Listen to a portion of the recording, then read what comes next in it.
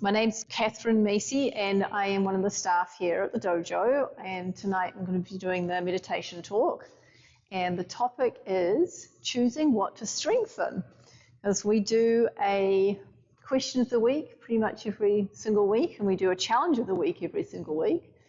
And today I'm choosing to talk about one of the challenges, which is to choose something to strengthen and strengthen it this week. One of the interesting things about that, though, is that what do we choose to strengthen? You've got to choose what to strengthen, right? And a lot of people think about that as being a physical challenge, but, you know, there's also the internal aspect of that as well, right? So I'm going to do a couple of little readings. Oh, and by the way, today we're actually doing a short talk and then a longer meditation. So that'll be nice. And I'm choosing to read from Kodo, Ancient Ways, which is a book we have here at the dojo, but not for sale because it's out of print.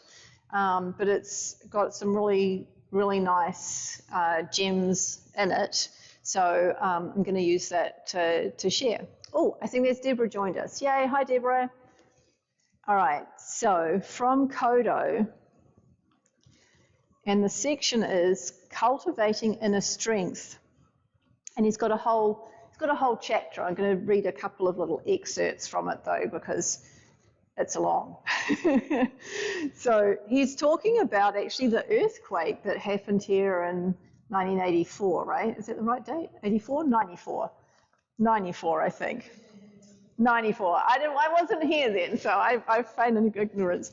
I remember seeing it on TV, but yeah, so he was talking, he had a dojo here. This is Kensho Furuya, and he had a dojo here, and he was lucky it didn't fall down. But yeah, so this is him talking about his experience in the earthquake, and then a little bit more about inner strength, which is the part I wanted to read. So here, leading into it. If I had this so-called inner strength, would I stand up during an earthquake while the building is shaking, the lights are going out, and everything is crashing down around me and say, "Look here, earthquake, I'm not afraid of you"? I doubt it very much. Yet, I heard of an incident in which an elderly lady was pinned under a mountain of rubble in another earthquake and survived several days without food, water, or medical help. Definitely, the cultivation of our inner strength should be an important, vital part of our training. But is it? When you train, are you thinking about your spirit, your mental state, or your inner strength? Do you think about life? Are you cultivating the wisdom that leads to this strength? To complete our martial arts training, we must challenge ourselves in many different ways, much more than most of us are doing now. As much as we seek realism in our techniques, we often inadvertently divorce ourselves from the reality of our own lives, from our true selves. You may train to handle an opponent armed with a knife, but can you defend yourself against the cowardly, slanderous remarks of that co-worker who will do anything to get your job? Can you fight the economic system that seems to continually block your chances for success?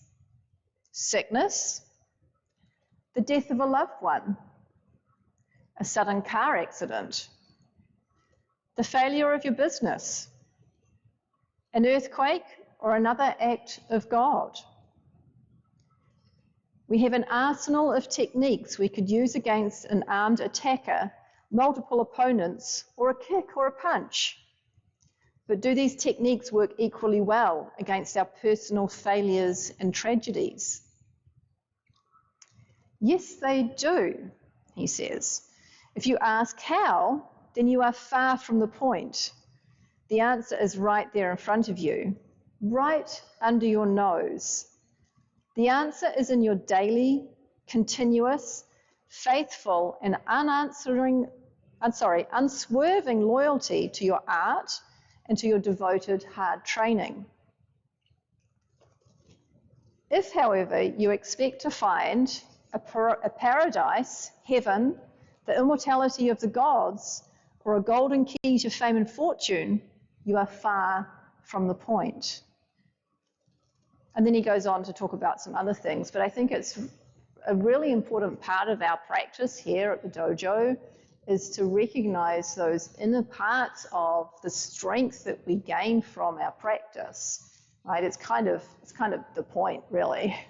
It's like, how are we developing ourselves as a human being to have the strength of character in order to be resilient, in order to be able to cope with the ups and the downs of life, because the downs will come. Regardless of who you are, the downs will come because we're all human. And so we will have to have ups and downs because that's part of human nature, right? So it's a definitely good thing to have in mind. And then he goes on to say,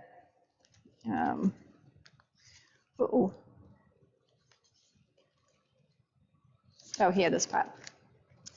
Through our training, I should have got my glasses, sorry, I haven't just squint. Through our training, we receive something very special that we cannot find in other sports.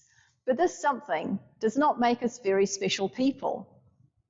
It does not make us better than others. It does, however, give us the profound and deep realization that we are truly, everyday, normal people, like everyone else who struggles to make a good life for himself, as best he can, despite all the obstacles, opponents, and tragedies. This is true inner strength, and this is what makes the true martial artist. I'm afraid this might be difficult for many of us to understand. Please keep in mind that inner strength is not a matter of skill or strength. It has nothing to do with fame or riches.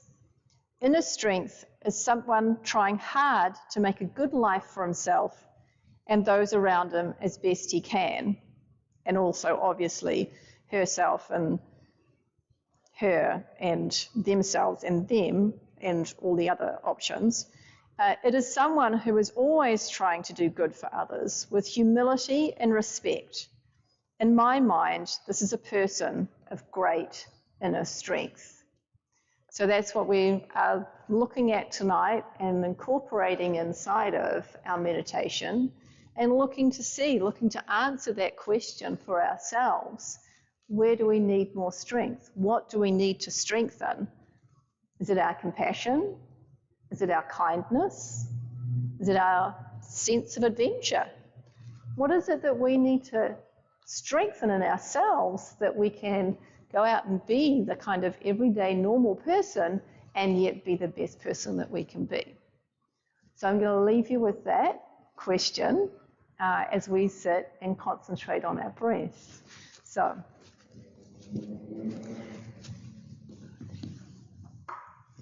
you can sit however you like on the Zafus.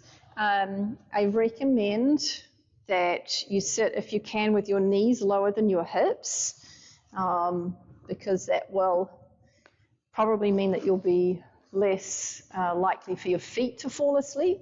You might want to have them, not crossed over on top of each other. And we're just going to sit with our spine straight, our eyes closed, our chin parallel to the floor.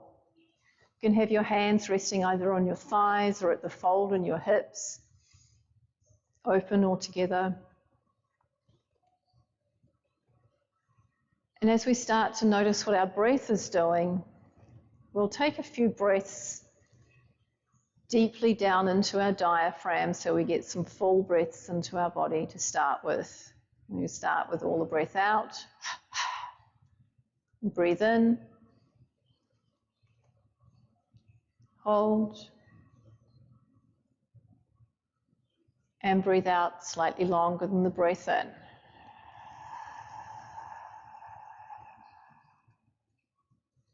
Breathe in. Hold. and out.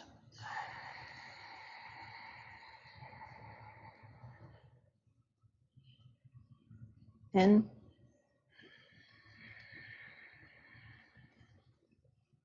hold,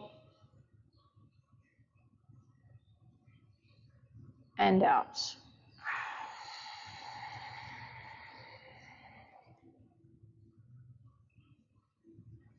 And in, hold.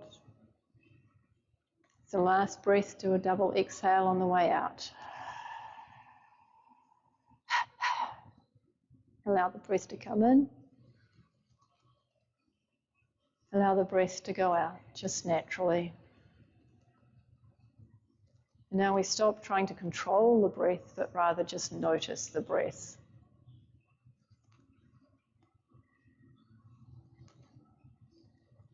And as we're noticing the breath,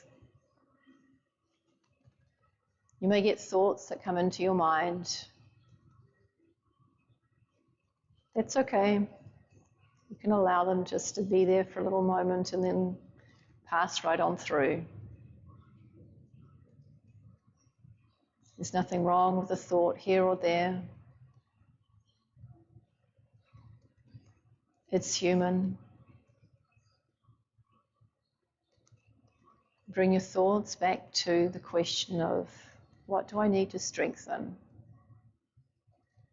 And then bring your attention back to the breath.